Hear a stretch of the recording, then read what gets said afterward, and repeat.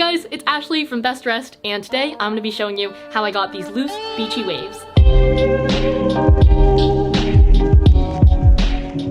So to start off this look, I have my freshly washed hair. It's still a little bit damp, which is going to be perfect for applying Aveda's Damage Remedy. This is a great leave-in treatment that helps repair your hair, especially if your hair has been dyed like 5 different times like me and is kind of deep fried at this point. It's really gonna help tame down all of those split ends, and it also has a built-in heat protectant, which is gonna be perfect for the curls that we're gonna be doing in a second.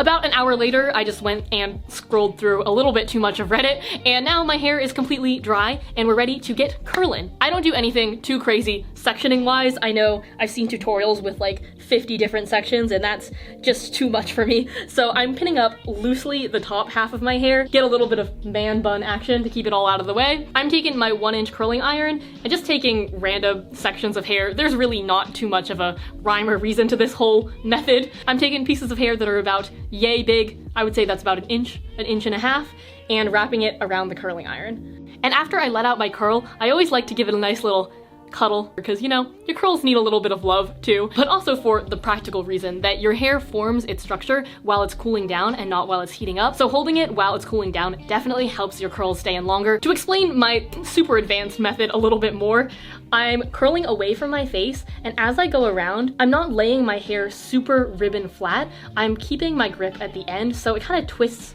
around the barrel a little bit, and that'll help you get a much more natural beachy looking curl rather than those tight ribbon curls that look a little bit faker. Time to unleash the top section.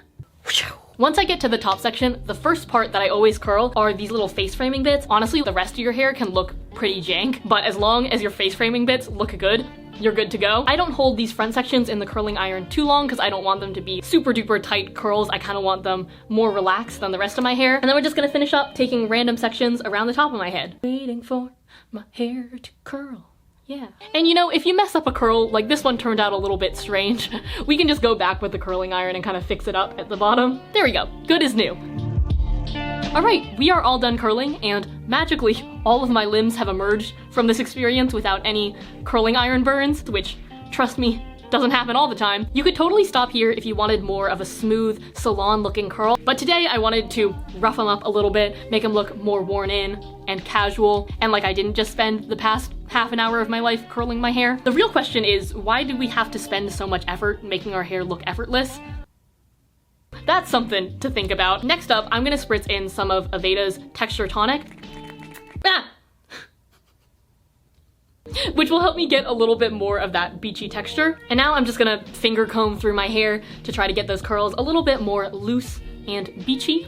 That is the finished look. This is pretty much what I wear whenever I'm filming videos, taking Instagram posts, generally trying to not look like a potato. Alright, thank you guys so much for watching. I really hope you enjoyed. If you love Aveda products as much as I do, make sure to click that subscribe button to stay up to date on all of Aveda's beauty tips, tricks, and products.